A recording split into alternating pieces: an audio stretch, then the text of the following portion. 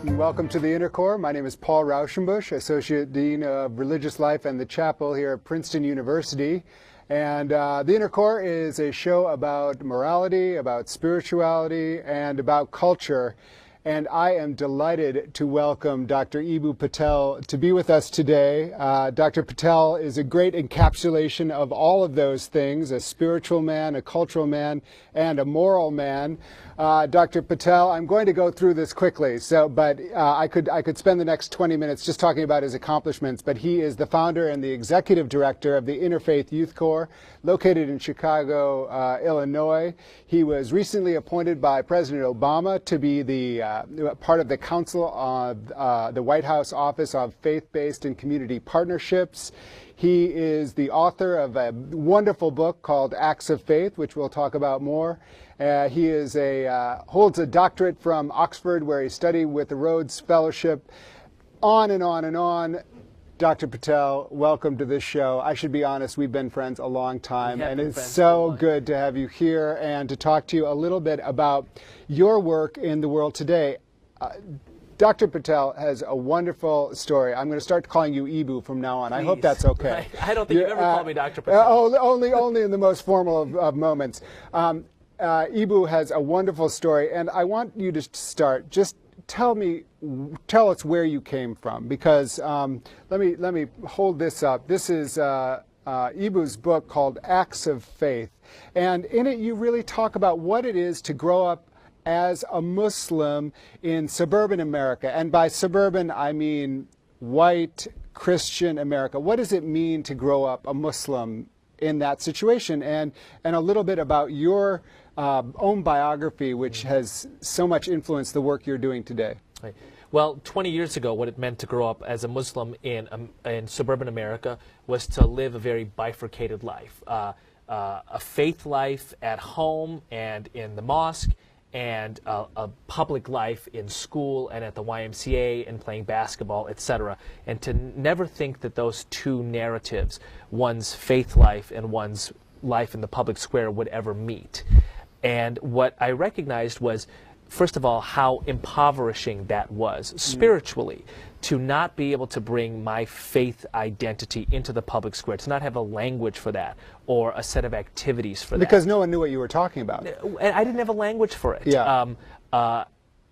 And number two, I think that it wasn't just spiritually impoverishing personally, but it meant that I was not a part of this growing conversation about religion in public life in the 1990s. And so much of that conversation, I think, was dominated by extremists. One of the things that I feel like I saw in my personal narrative, which perhaps was playing out in our public life, was too many people who viewed their faith as self-enriching were private and quiet about it, which meant that we abandoned the public terrain of faith to loud, often negative, often extremist voices. So the personal struggle of living a more unified faith life in my whole being and bringing that self to the public square, I think, is also the struggle of a generation trying to enrich the public square with positive conversation about religion. In your book, Acts of Faith, you talk about how you were tempted by this more extremist path just because you saw so few representatives of your own tradition. You didn't know how to incorporate it into. You thought you had to choose between your Americanism and your faith. I mean, this was a real sort of, perhaps some sort of crossroads that I think a lot of people of faith feel they have to decide between which way they're going to go. And you use this sort of particular vantage point, and you chose to go in a way that really embraced pluralism. Maybe you can tell a little. Sure. I want to make sure that I'm clear about this, and I talk about the two parts of my story in this regards. When it comes to the dangers that I might have faced when it came to going down a more destructive path, frankly, had nothing to do with religion. It had everything to do with other types of extremism, if you will.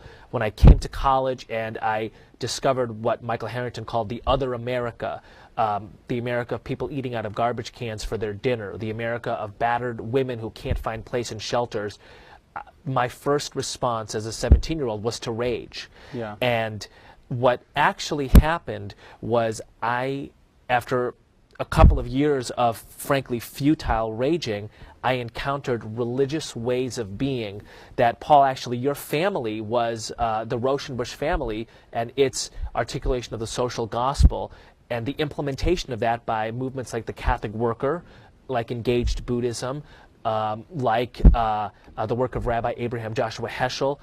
That played a powerful role in my life in terms of connecting faith and social justice for me. Right. So my danger when I came to what I call the crossroads of inheritance and discovery was not a danger of Muslim extremism. It was a danger of totally irreligious anarchism, if you will. And I was saved, to use a Christian term, by articulations and representations of faith heroes connected to social justice. That's right. So an engaged religious practice. And so in some ways, you saw these models such as Dorothy Day and others whom you really embraced, and you said, it seems to me that you said, that's something that I can be, and I can be that standing in my own faith, because really what you've become is an example, a model of an engaged, faithful person who is now working so hard to bring people of different religious traditions together. Talk a little bit about the work of the Interfaith Youth Corps and what its basic mission and goals are. Right. I actually want to bridge a little bit from the first part of your question, which is a personal part, and to say what I am trying to be, and it was first illuminated for me by figures like Dorothy Day, is what Allah tells us in the Holy Quran, which is that He made us to be His Abd and Khalifa, His servant and representative on earth. And that is when I had models like Dorothy Day, and I reconnected with my own tradition through verses like Abd and Khalifa, I felt a sense of wholeness. And I found a path of both, I think, humility and power to walk down. Isn't that wonderful? And I think that's a great religious lesson for all of us. You know, humility and power comes from this religious engagement that calls upon the best of our traditions to go out and engage the world in a positive, constructive way. Right, right. And so when I encountered Dorothy Day, I had no illusion of wanting to be her. I only wanted to be a part of that energy. I only wanted to live in the world of, as J.M. Coetzee beautifully says, we all come into the world carrying the memory of justice. When I began connecting the justice that I felt in my veins to the source of that, which is God, the all-powerful, I felt a sense of wholeness that I hadn't felt in the past. Isn't that wonderful? And so out of kind of this empowerment, you created what is now one of the most important interfaith groups in America, and now are on a council advising the president on how to move forward obviously in a very pluralistic nation. So tell me again a little bit about Interfaith Youth Corps and some of its goals and some of the ways it carries out those goals. Sure.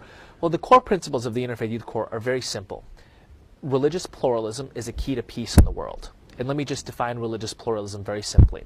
I believe religious pluralism has three dimensions. Number one, respect for people's religious identities, including people with no religious identity. Number two, positive relationships between people of different religious communities. And number three, a collective commitment to the common good. We believe that that ethos that we call religious pluralism is absolutely key to peace in the world. Number two, we believe that young people have to be a key part of building that ethos. One of the reasons for that is purely demographic. We live in a world in which almost 50% of the population is under 35. And the most religiously volatile parts of the world tend to be the youngest. For example, the median age in Iraq is 19.5. Yeah, the median age in Afghanistan is under 18. How are these people in very religious parts of the world going to view their religious identities? Are they going to view it as a bubble to isolate themselves? Are they going to view it as a bomb to destroy other people? Are they going to view it as a bridge to connect with other people? Yeah, one of the important ideas in this book, Acts of Faith, is that you say we should be approaching this with the same kind of urgency and the same kind of resources. We should be approaching young people, encouraging them to engage across religious boundaries and engage constructively with the same sort of sense of purpose that Al-Qaeda recruits young people with a destructive, divisive ideology. And when I read that, I thought, that's it. That's absolutely right. That we need to have this same sort of sense of urgency around this, and because that's really it's a battle of ideas. I think it's a battle of ideas, and it's then a battle of networks and movements. So if you want to, Al-Qaeda has a big idea, and it's the absolute opposite of religious pluralism. Religious pluralism asks the question, how can we live positively and constructively together? Al-Qaeda makes the statement, how can my identity dominate and destroy your identity? Right. Those are two competing ideas in the world. And then what you have is sets of people and institutions building either idea. And my big concern is that you have this huge group of people on the planet, young people between the ages of, say, 12 and 19 or 21 or 22, who are asking the question, who am I? What impact am I going to have? What is my identity? And if we are not advancing the idea of religious pluralism, that you as a Muslim in Afghanistan, you as a Jew in Israel, you as an evangelical or a mainline Christian in the heartland of America, you as a Hindu in India, part of what your faith is about is coming together with people from different backgrounds to build understanding and to serve others. If we're not advancing that idea for this huge, powerful generation of young people, we forfeit the terrain to the Al-Qaedas of the world, to the RSSs of the world, to the Christian identity movements of the world. Right, but say you're you're a run-of-the-mill, upstanding Muslim, moderate Muslim, but you're just trying to get by. You're just trying to do the right thing by your own faith tradition, and now here comes Ibu Patel, who's telling me, oh, I have to add this to the already busy things I have to do. Why should, and that's just a Muslim example, why should a Christian, a Jew, a Muslim, why should it be an incorporated part of what their tradition should be about in America? Right. Like, well, you must get that question. I think that's a great question, and I don't think it's an add-on. I think it's at the heart of our traditions. I think the same chapter that I quoted to you of the Holy Quran, which talks about human beings being the Abd and Khalifa of God on earth, that chapter goes on to talk about the importance of engaging diversity. And God telling Adam that we live in a world with different beings and different parts and different pieces, and Adam having the unique gift to be able to name those differences. The suggestion there is that one of the ways that we are God's servant and representative on earth is through a positive engagement of diversity.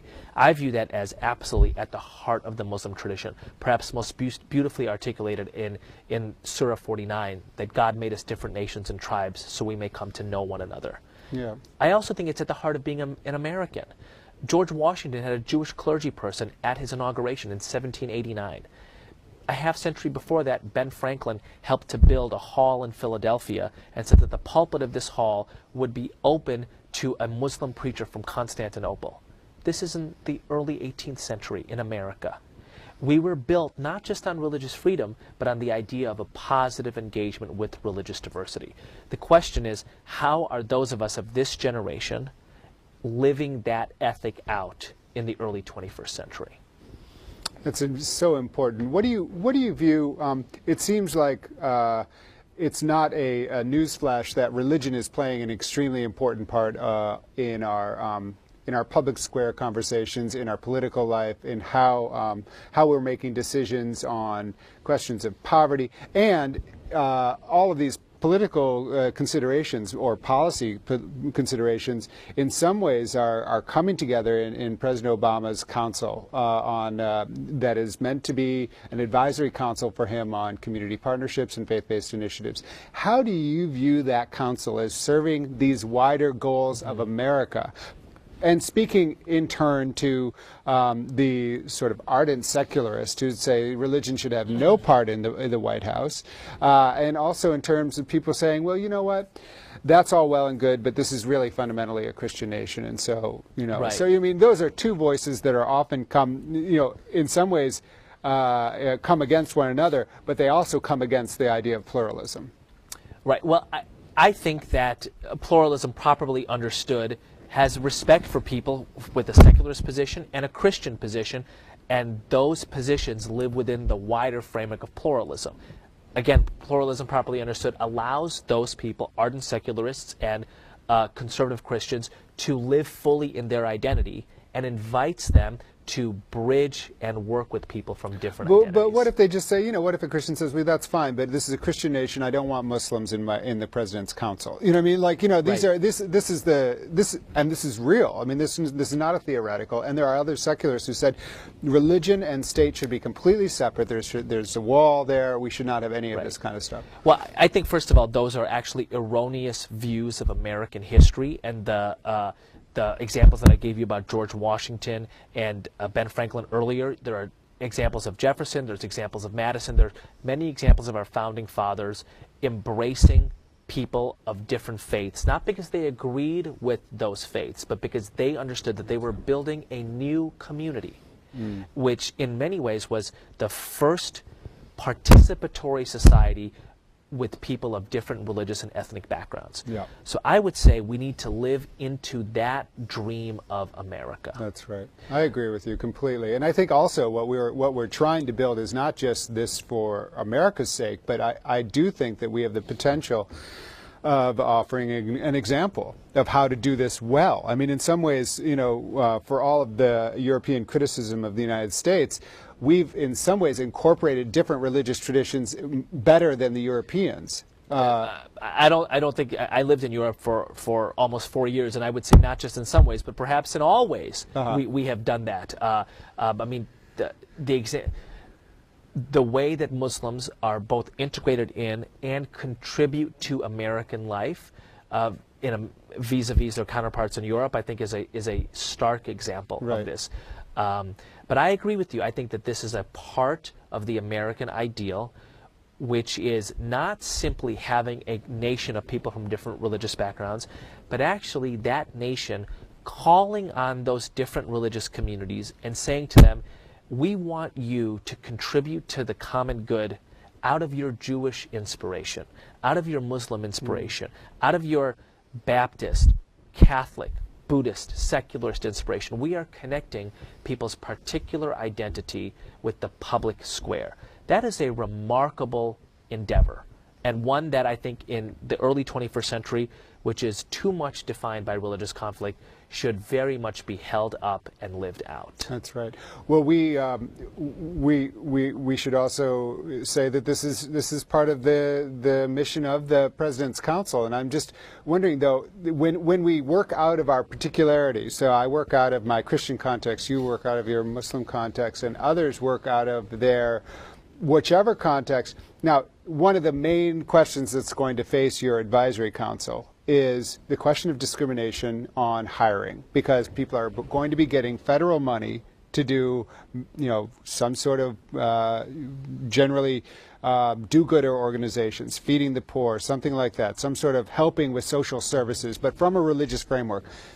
In your estimation, and you don't have to go on record, you can change your mind after leaving the inner core, that's allowed, but should a religious organization be able to discriminate on the basis of religious affiliation or sexuality or any other sort of criteria that does not match the particular nature of that religious community? Because that's really, going to be everybody's kind of lining up for ACLU and right. Focus on the Family are already gearing up for this big fight. What do you think is that going to be the outcome of that? So my personal response to this, as somebody who is involved across the board on this, which is to say I'm part of a particular religious community and therefore hold the set of concerns that a particular religious community would, which is, can we run this religious community the way that we feel called to by our tradition and by the divine? I'm also part of a variety of social service organizations which seek federal funding to carry out their programs. I actually think there's a relatively pragmatic answer to this, which is religious communities should be allowed to worship and to carry out their prayer lives and their worship lives the way they see fit. A Catholic church should be able to hire a Catholic priest to perform Catholic Mass. That should be done using the resources of that community. When a community seeks federal funds for separate programs, like after-school programs, sports programs, homeless shelters, those federal funds should be used in accordance with constitutional principles and federal law.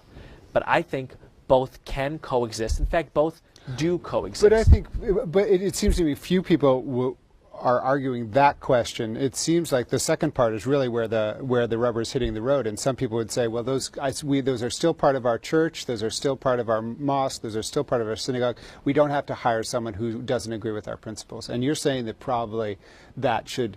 I don't want to press you too hard on this. Actually, I think that this is President Obama's understanding also, at least as far as I understand it from the speeches that he gave when he was a candidate, is that we understand the importance of maintaining the integrity of faith communities, and they get to hire who they want to hire using their own resources.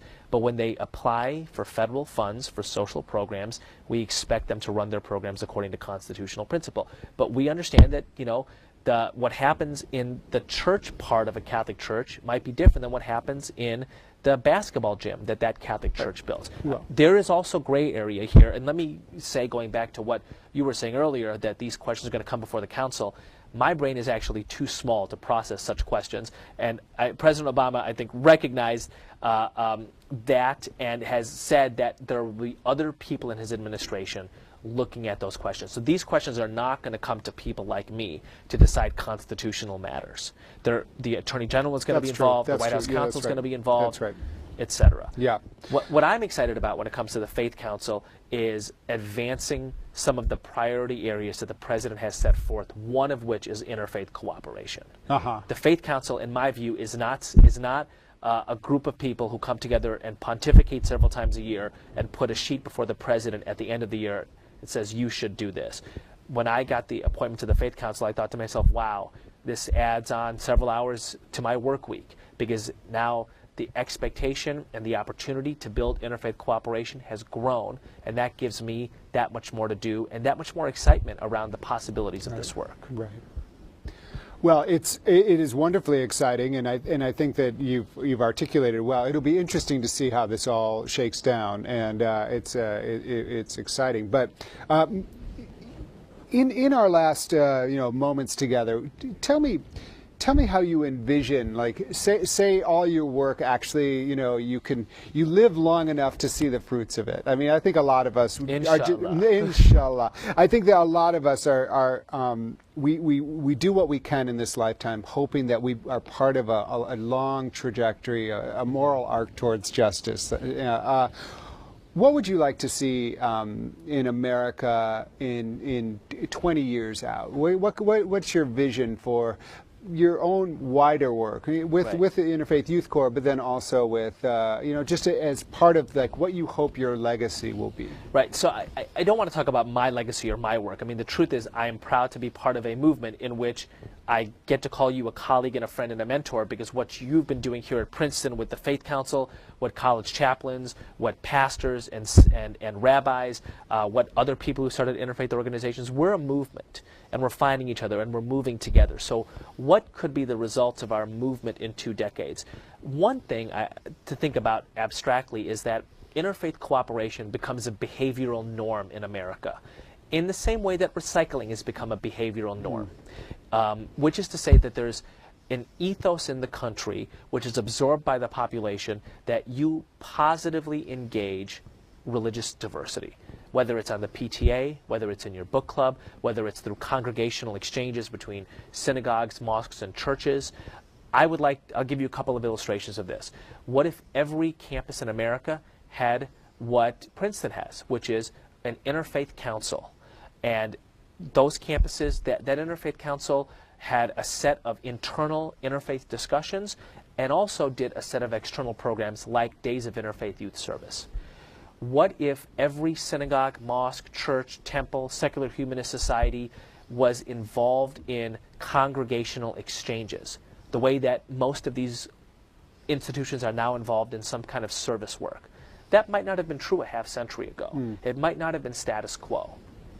What if we built a new status quo that involved interfaith cooperation? And I think what we do in America, whatever people might say about are we on our way up or are we on our way down, we still have vast power to influence what's going on around the world. Absolutely. With the kind of financial and leadership role. And I think what we decide to do in our congregations here, whether it's Christian, Muslim, Jewish, Hindu, Buddhist, Sikh, Jain, whatever, it gets reflected in India, in Pakistan, in the Middle East. All of these things have ripple effects. For we do have the power not only to affect our local neighborhoods, but what we do locally.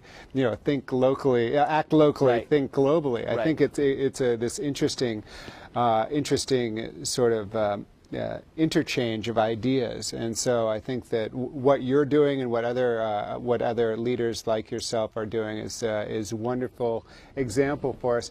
In this final moment, are there in your work, are there a few names of people who we should be looking at, or books that we should be reading that you want to recommend outside of your own work? Are there books or names? Are there resources that we can go to help us do this work better? This work of pluralism, this work of engagement, this work of positive interchange between religious Right. communities. Well, I'd like to offer the website of my organization. Yes, please do. The Interfaith Youth Corps, CORE, and the website is ifyc.org, and we have a set of curricula up there. We have training guides for how to run your own Day of Interfaith Youth Service. We sponsor an online social network called the Interfaith Bridge Builders Network with over 1,000 people who are in a constant discussion of the concrete interfaith projects they're running. So I'd love to offer that as a concrete resource. ifyc.org. That's correct. Yeah, that's really important. I want to offer one more idea, which is to take a figure who we all know about, but who we view as maybe a civil rights hero, or an African-American hero, or a Christian hero, or an American hero, and turn him into a global interfaith hero. I'd like to invite people to go back and look at the work of the Reverend Martin Luther King Jr., how he was inspired by the example of Mahatma Gandhi, by both the Reverend Benjamin Hayes and by Mordecai Johnson, how King learned about Gandhi through his undergraduate and seminary years, how he applied Gandhian techniques during the Montgomery bus boycott in 1955, how he went to India in 1959 and was blown away by the religious diversity of India, how he met the Rabbi Abraham Joshua Heschel in 1963, marched with him in Selma a couple of years later, began a correspondence with the venerable monk Buddhist Thich Nhat Hanh, and look at King as an interfaith hero. That is a wonderful example. And Heschel said famously, I felt like I was praying with my feet. That's right, during the march in Selma. During the march in Selma. So thank you so much for that. And thank you for being with us here on the Interfaith. Now I'm using your name. It's the Inner Core. It's the Inner Core. And thank you for joining us. I hope that you have been inspired to get out there and engage your local community, people from across religious backgrounds. If you're seeing this and it's before April 26th, we will be having an Interfaith Day of Youth Service, and you can go to the Princeton website and learn more about it at the Office of Religious Life website at Princeton University. We hope to see you there. We'll be building a community garden in Trenton. So thank you once again, Dr. Patel. I'll say that one more time, and thank you for joining us here at the Inner Core.